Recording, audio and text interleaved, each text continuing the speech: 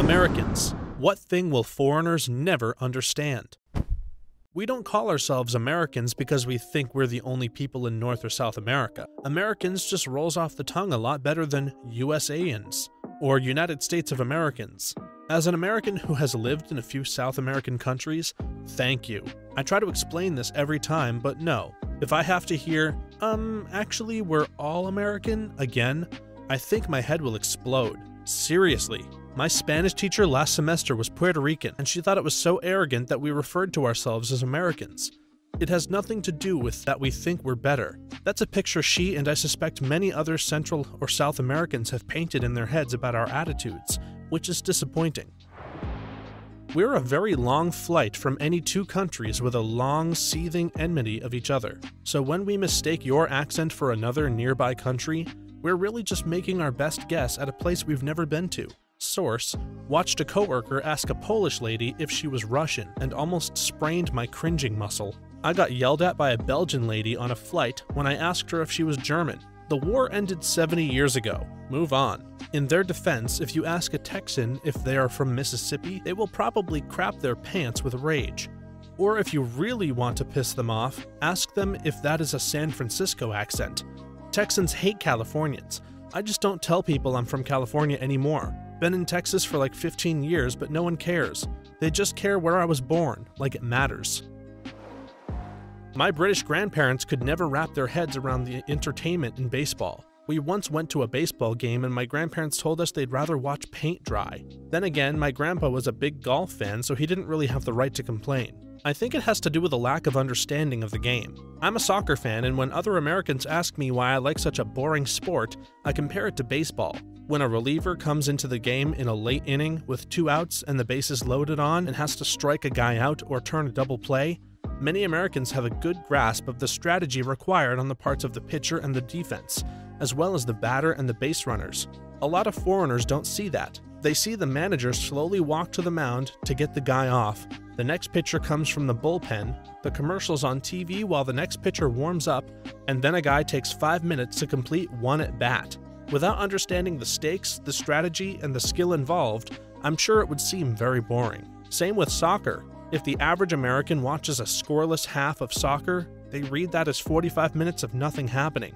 That may not be the case, but most simply don't understand the tactics, strategy, and skill of the players on the pitch. My boss took a visitor from the UK to a local minor league game one time. It ended in a walk-off balk. Pretty sure that's the last game he'll ever see. I've watched soccer before too, and the announcer will get excited about something that happened and I have no idea why. Still seems interesting, but I don't really have enough time to get into another sport at this point. Yes, I actually do want to know how your trip is going, and where you're from, and how long you'll be visiting the US, and how you like it so far. And you probably should know that the weather around here is unusually warm for this time of year, so that's pretty lucky. Makes sightseeing easier. You should check out the Liberty Bell if you get a chance. Lines are shortest in the late afternoon when all of the school trips have left. Did you know that you can actually walk across the Ben Franklin Bridge? When you get back home, you can tell everyone that you walked all the way from Pennsylvania to New Jersey. Sure, send all the travelers into Camden. Nah, they'll come out at Rutgers. They'll be fine there, as long as they don't walk 2 blocks in any direction. America is huge, with a few pretty dense cities sprinkled from coast to coast.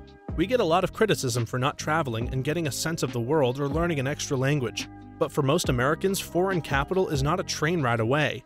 The only one for a select few Americans is Canada's, and that's our little brother. A lot of you can take a train from Berlin to Paris and be back before the day ends.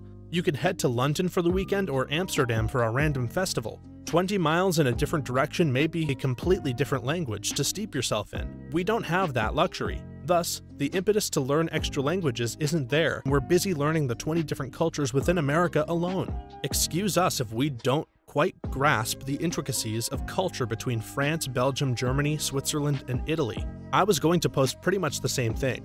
Also take into account that for most people, getting out of America and flying to a different country, take Europe for example, is going to be about $1,200 on the cheap end. And that's just the airfare. It's really expensive for the average person to be able to afford a vacation like that once in their lifetime. Also consider that vacation time from work is really scant. Most of us have 10 days or 2 weeks. You could do 2 weeks for a vacation abroad, but you will do nothing else for the rest of the year. That makes for a long year. Paid holidays are not that frequent. I only go to travel to Europe for work. I only got a little bit of sightseeing. Mostly I worked at a trade show, but I'm grateful for just that much because I really do not believe I'd be able to ever afford a vacation like that on my own. I've always been jealous of Europeans because of this. I've only been out of the US once, to the Caribbean. I've been dying to visit Europe and Asia my whole life, but it's just so damn expensive. A lot of us judge distance by the time it takes us to walk, drive, or fly there. When I lived in France, I did get ridiculed for my accent, but not as ridiculed as I was for describing distances and time needed to travel. My French friends looked at me like I was insane when I said it was about a 24-hour drive from New York City to Orlando, Florida, when they asked how far apart the two cities were. But driving time is more accurate than distance. It's weird that it seems like the US is the wrong way. It could take me 10 minutes to go 15 miles, or it could take me 30.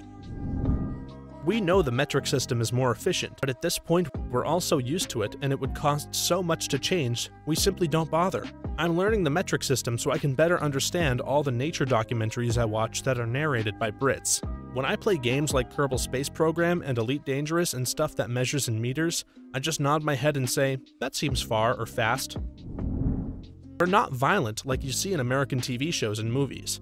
My sister heard a rumor once while visiting Thailand through her translator while riding on a bus. She was with a friend who speaks Thai and his wife, who was dark-haired. However, my sister and her other friends are blonde and red-haired, so naturally everyone stared at them. Then their friend who speaks Thai heard this exchange between two young local women. Stop staring at them! What? Why? Because if you stare at an American too long, they'll punch you in the face. Oh, really? You're sure that's not just a rumor? Yes, I'm sure. It happened to a friend of mine. To us Asians, you Americans are much more aggressive and outspoken because we compare you to the average Asian. Maybe it's just selection bias, since we usually get older white males looking for a happy ending here. American toilet stalls. Those two little openings are just big enough to allow a stranger to stare into your soul. How else would we make friends? You need a third hole, and it is glorious. How every price ends with 99 cents and you pay more than that at the counter. Foreigners can't always pinpoint what American culture is, so I guess American culture. Yes, we do have culture, and it's not just a melting pot from everyone else's. We have our own music genres that have spread worldwide, food that was invented here, and ways that we do certain things. Native Americans had their own culture to start with, and then it progressed as more people came. When you share a whole crap ton of ideas, you tend to come up with a few yourself. Then, you get American culture. Also, American culture isn't universal. There are major differences between New England and Southeast, California, the other Western states, and the Midwest. If you're in America, you'll get a quick coffee from a Starbucks. Unless you're in New England, where you will go to Dunkin' Donuts and also get a delicious pastry and maybe some clam chowder, because we are all actually the stereotypes that you expect here, especially in Connecticut. I have a fear of asking someone what language they speak if I hear them speaking something other than English. I assume if a European hears someone else speaking another language in their country, they can pinpoint which one it is within seconds. But for me, I need to linguistically analyze it. Interesting one. It's going to depend a lot on which country they're from, which others they neighbor, and which languages they're familiar with. The Dutch all seem to be annoyingly fluent from birth in multiple European languages, also somewhat true of many Scandinavians, while the British are notoriously bad about learning anything much more than schoolboy French. That said, what kinds of languages are we talking about pinpointing here? Take Britain, for example, partly because that's the closest analog to the US in this sense, partly because that's what I'm familiar with. Most Brits have a basic grasp of the sounds, accents, and intonations of some of the major Western European languages and will immediately recognize those.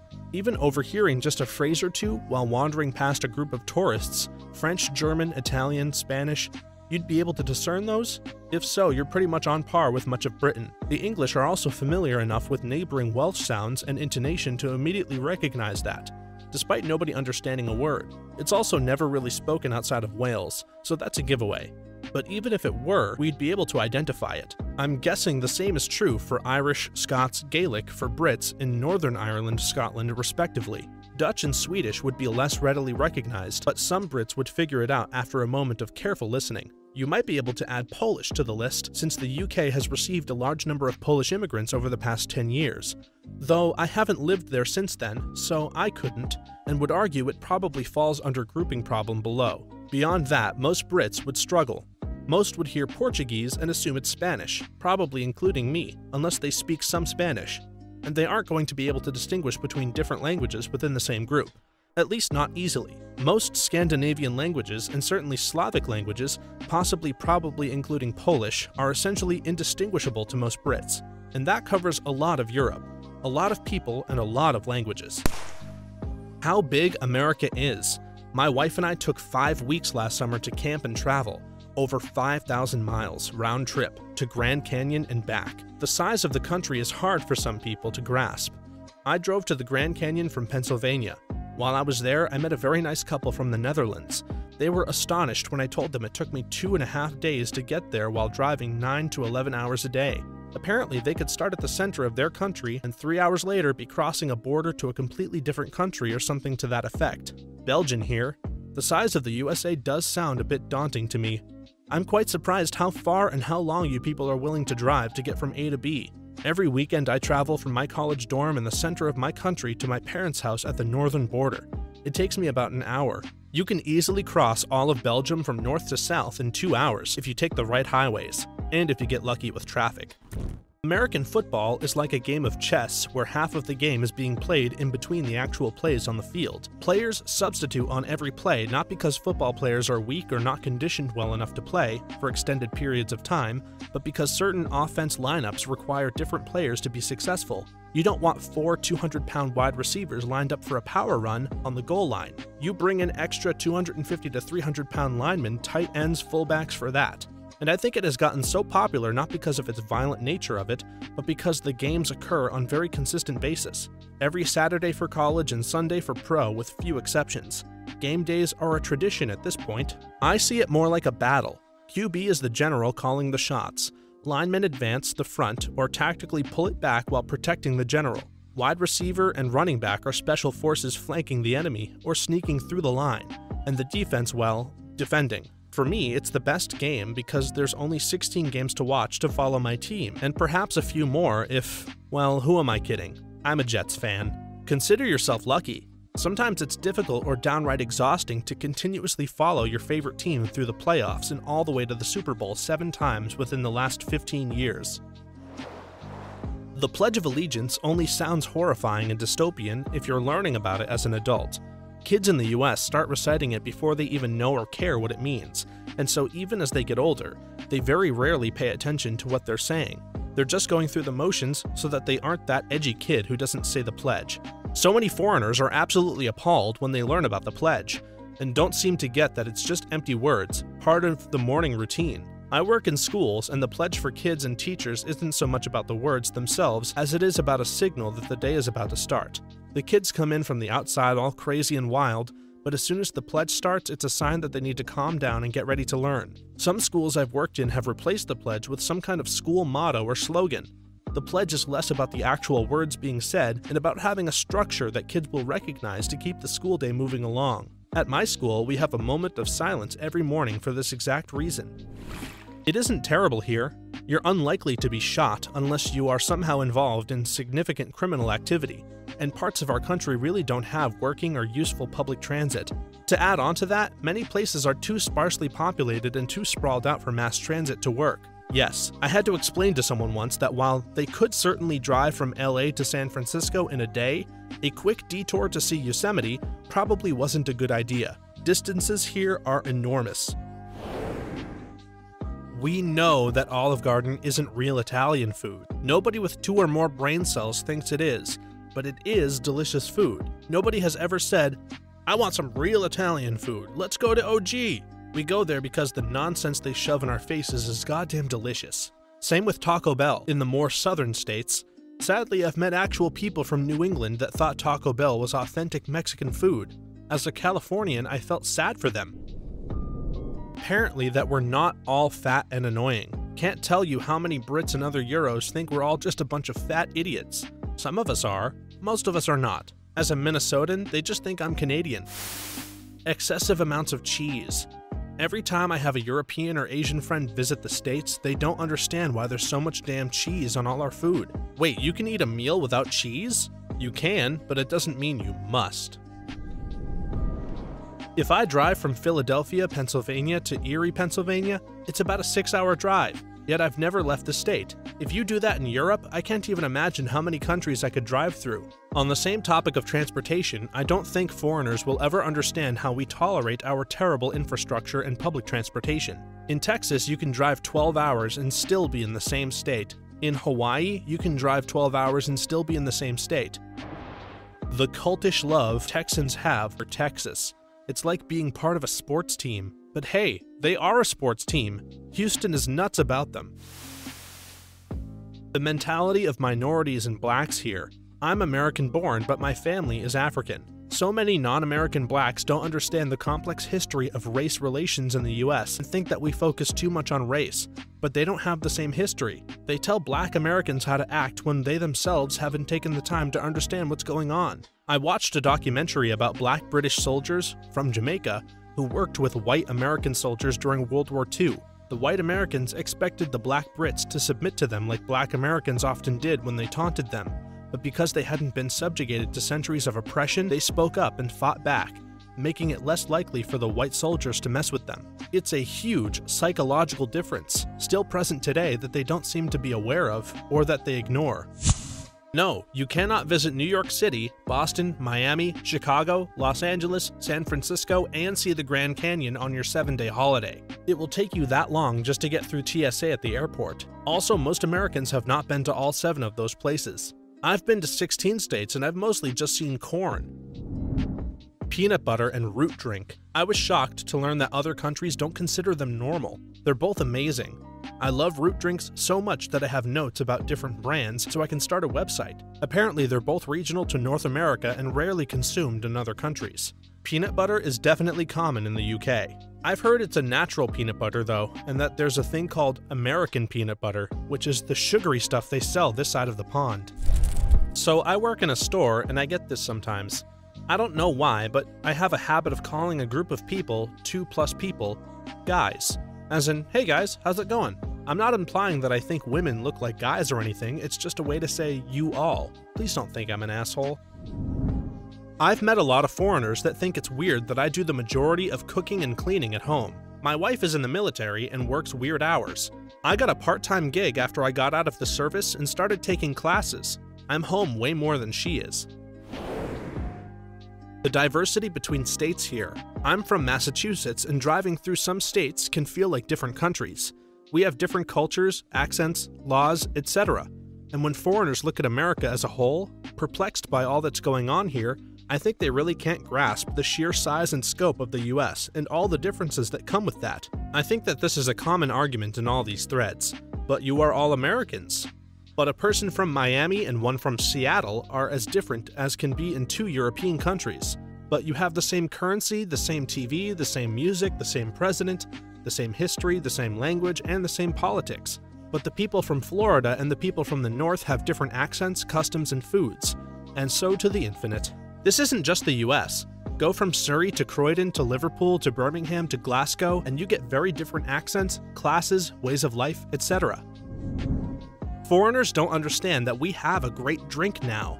I know Europeans have an extensive history of the drink, and that Bud Light gave us a bad name, but it's totally different now. I can walk into most gas stations in my area and they will have a small selection of local craft drinks, and some have a rather extensive collection of unique drinks from all over the country and the world. I would actually argue that European tradition is hurting their ability to enjoy novel ideas, flavors, and styles now available here. Craft drink is huge in Europe as well now, you know.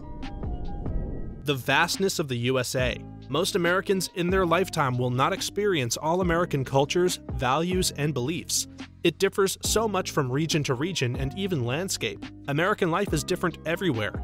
The USA is huge. When I travel abroad, I say what major city I'm from or state, because I can better connect myself with that. So when foreigners travel over here, my advice is to be more precise about where exactly you visited in the US, rather than saying you've been to America as a whole. Exactly. It's like a British person saying that they're from Europe. Yeah, you're from Europe, but what country? With us, it's, yeah, you're from America, but which state? The US is a racial and cultural melting pot. Most other nations are not. Consider that when you are estimating an American's tolerance and awareness towards other people. We actually learned in school not to use that phrase. We're a salad bowl now. I find it helps to explain the United States of America as being similar to the European Union. If you renamed the European Union to the United States of Europe, you'd get to understand the United States of America. There's no single culture. There are huge regional variations. Some commerce is state-regulated, while some commerce is federally regulated. Some governance is at the group level, while some are at the state or regional level. There are a large number of parallels that are identical when you stop thinking of this collection of the United States as a single country. That would sort of make sense if every act of Congress had to be approved by the state governors. If Kansas was in NATO but Oklahoma wasn't. If the people in California spoke French, those in Texas German, and those in New Mexico Dutch. If your last civil war was 70 years ago, if half the country had been communist for 40 years, and you had in each state different TV shows, different nursery rhymes, different canons of literature, and different national icons. Europe is just a whole couple of orders of magnitude more diverse and less uniform and centralized than the US. Tipping a waiter correctly. While working as a cashier during college, I had a German try to tip me for bagging his groceries. He was so flustered and worried about making sure he wasn't ripping me off. I laughed and returned his money. When he tried to tell me I should go to university or trade school rather than settle as a cashier, I explained that I was working my way through school. His whole family looked shocked and horrified when I explained the cheap cost of going to my school and how great it was to avoid going into debt for school. It's called a cookie, not a biscuit. A line, not a cue. It's called French fries, not chips. Oh, and mate means sexual partner, not a friend. So stop hitting on me. I love my Aussie and Brit military counterparts. Your uniforms look ridiculous, but I envy that you can wear tactical shorts in the scorching heat. We aren't all fat and out of shape. Round is a shape. When we say, "How are you doing?" we only expect a, "Yeah, fine, thanks, and you?" and nothing more. It's just a greeting here. Part of the reason we don't visit other countries as often, in addition to the long flight, is that we have domestic options for almost every conceivable activity. If you live in Belgium, you might go to the south of France for the beach, Switzerland for skiing, Italy for winery tours, Croatia for the lakes, London for theater and museums, and Monaco for gambling. If you live in the US, you've got Florida for beaches, Colorado for skiing, California for wineries, Oregon for Crater Lake, New York for theater and museums, and Las Vegas for gambling. It's already cheaper for us to go to any of these places, which have comparable reputations to the European destinations, and we don't have to have any fluency in another language. It's far easier for us to just stay here. Really, you can find all that in California alone. Thanks for watching until the end. If you'd like to add something, please feel free to do so in the comments section below. Then be sure to like this video, subscribe, and hit the notification bell so that you know when our next video is up. There's more great videos like this one on our channel, so stop by and see another one. Thanks. See you next time.